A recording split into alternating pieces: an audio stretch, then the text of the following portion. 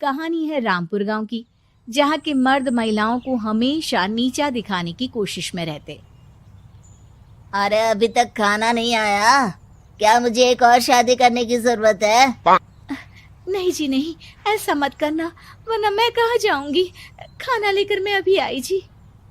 गांव की पंचायत में भी फैसले हमेशा औरतों के खिलाफ ही रहते।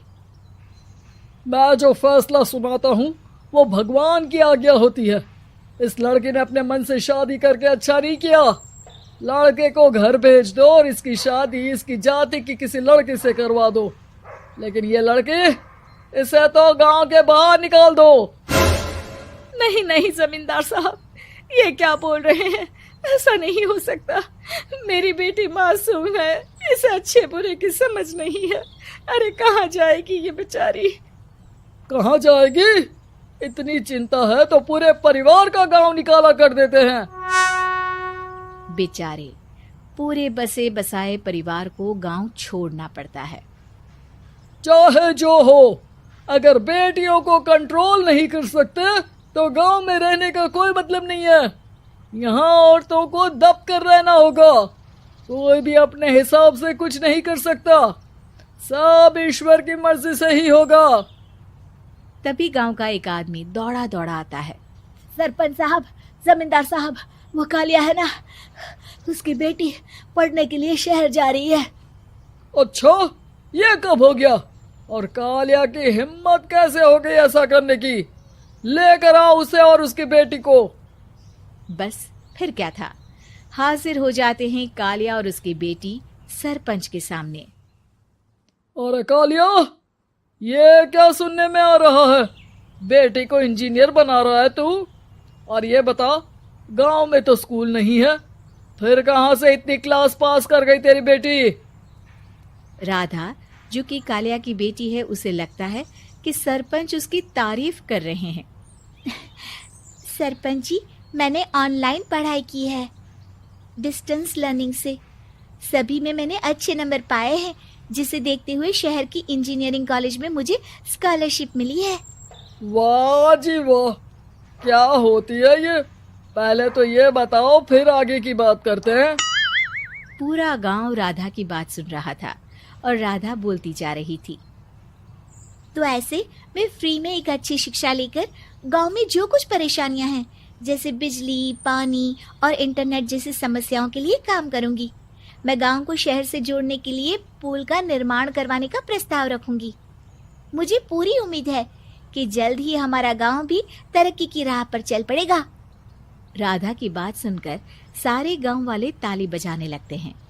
सरपंच को समझ नहीं आता कि वो क्या करे। चुप रह नादान लड़की, गांव के खिलाफ जाने के लिए तुझे गांव से बेदखल कर दिया जाएगा, वो भी पूरे परिवार के साथ। और हाँ, अगर ठीक से गांव में रहना चाहती है तो ये पढ़ाई लिखाई छोड़ दे।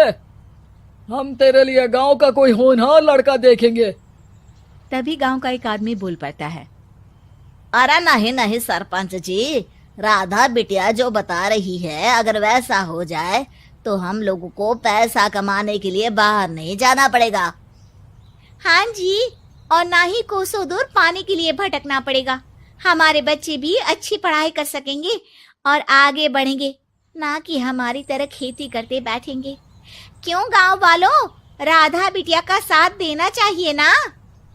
सरपंच देखता है कि गांव राधा के साथ है तो वो चुप हो जाता है। वो घर आकर अपने सलाहकार से बात करता है, जो बहुत ही चालाक किस्म का इंसान होता है। अरे सरपंच साहब, आपको बहुत ही होशियारी से काम लेना पड़ेगा।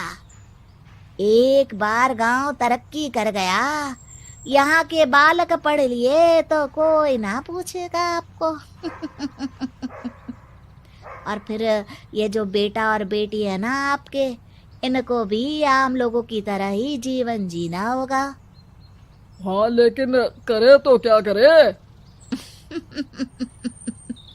वो ना आप मुझ पर छोड़ दीजिए, बस मैं जैसा बोलूं करते जाइए। अगले रोज सुबह जब गांव वाले सोकर उठते हैं तो राधा के घर के बाहर और साथ ही वो लोग जिन्होंने राधा का सपोर्ट किया था, उनके घर के आगे लाल रंग से कल आऊंगी लिखा होता है। कल आऊंगी, यह क्या होता है? अरे यह तो खून से लिखा है, लगता है कोई भूत प्रेत या चुड़ैल का साया है। चलो सरपंच जी के पास चलते हैं। सभी सरपंच के पास जाकर उसे सारी बात बताते हैं। अरे ये तो बड़ी मुश्किल की बात है। चलो मैं एक बाबा को जानता हूँ, उन्हें बुला लेता हूँ। सरपंच बाबा को लेकर गांव के घर के बाहर जाता है। ओहो, तो ये वो चुड़ैल है जो उन लोगों को निशाना बनाते हैं जो गांव को बदलने का सपना देखते हैं। वो गांव को ऐसे ही संपन्न देखना चाहती है। वो नहीं चाहती कि कोई बाहरी यहाँ का कायाकल्प करे। क्या तुम लोगों में से किसी ने गांव को बदलने की सोच रखी है? तभी राधा की माँ रोते रोते आती है। मेरी राधा घर से गायब हो गई है। अरे कोई तो बचाओ, मेरी बच्ची कहाँ गई?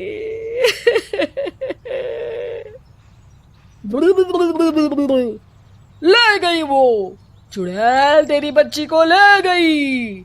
अब वो उसे श्रापित करके छोड़ेगी, उस पर चुड़ैल का साया हो जाएगा। तभी बुरी सी हालत में राधा भी वहां आ जाती है। उसके बाल चुड़ैल की तरह फैले होते हैं और कपड़ों में खून लगा होता है। सभी राधा को देखकर डर जाते हैं। माँ, पता नहीं मुझे कौन उठा कर ले गया था। अरे दूर दूर हो जा चुड़ैल, अब हम लोग इस गांव में नहीं रुकेंगे। अरे कैसे बातें कर रहे हैं आप? कल तो आप मेरे भरोसे गांव का हुलिया बदलने, अपने बच्चों को पढ़ाने और तरक्की उन्नति की बात कर रहे थे, तो आज क्या हो गया आपको? ये फिर तुम लोगों को बहकाएगी। ये चुड़ैल गांव में आ चुकी है, ऐसे ही ये तुम्हारे घर के बच्चों को भी ले जाएगी। गांव वाले राधा को गांव से बाहर निकाल देते हैं। उसके माँ बाप रोते रहते हैं, लेकिन गांव वाले नहीं मानते। मैं भी अपनी बहन के साथ गांव के बाहर रहूंगा, लेकिन वो पढ़ाई नहीं छोड़ेगी। वहीं सरपंच के घर पर सलाहकार कहता है। देखा, सांप भी मर गया और लाठी भी नहीं टूटी। लेकिन अगले ही दिन सरपंच के घर के बाहर भी वही शब्द लिखे होते हैं। और फिर सरपंच की बीवी कहती है, हमारी बेटी को किसी ने अगवा कर लिया है। तभी राधा का भाई वहां आ जाता है। अरे गांव वालों, मैंने सरपंच जी की बेटी को देखा था। वो चुड़ैल उसे उठाकर ले जा रही थी। अरे क्या मजाक कर रहे हो? नहीं नहीं सरपंच जी, आप नहीं जानते। वो चुड़ैल अब आपकी बेटी में आ जाएगी, जैसे राधा के अंदर आ गई थी। तभी सरपंच की बेटी वैसी ही हालत में वहां आती है जैसे राधा आई थी। पापा, पता नहीं कैसे मैं गायब हो गई थी। चुड़ैल, इसके अंदर भी चुड़ैल का साया है, मारो इसे। अरे नहीं नहीं, इसे भी राधा के पास गांव के बाहर ही भेज दो। अरे चुप रहो, मेरी बेटी कहीं नहीं जाएगी और चुड़ैल बुड़ैल कुछ नहीं होता है। अरे कैसे बात कर रहे हो सरपंच जी? आप तो बोल रहे थे कि आपका फैसला भगवान का ज्ञान होता है, तो अपने पर बात आई तो अब आप ऐसे बोल रहे हैं। अरे ना ना ना, आपको अपनी बेटी को त्यागना ही होगा। अरे बुलाओ बाबा को। राधा का भाई बाबा को ले आता है, जिसे अब गांव वालों के डर के कारण सच बोलना पड़ता है। मैं कोई बाबा नहीं हूँ, मैं तो मोची था। ये सलाहकार महोदय ने मुझे कहा था एक्टिंग करने को। अब वो मुझे पैसे देने वाले हैं। अब मुझे माफ कर दो। गलती हो गई, मुझे माफ कर दो। तभी वहां राधा आ जाती है। देखा सरपंच जी, जब गांव के बच्चे साक्षर होंगे तो आप जैसे लोगों की चालाकी नहीं चलेगी।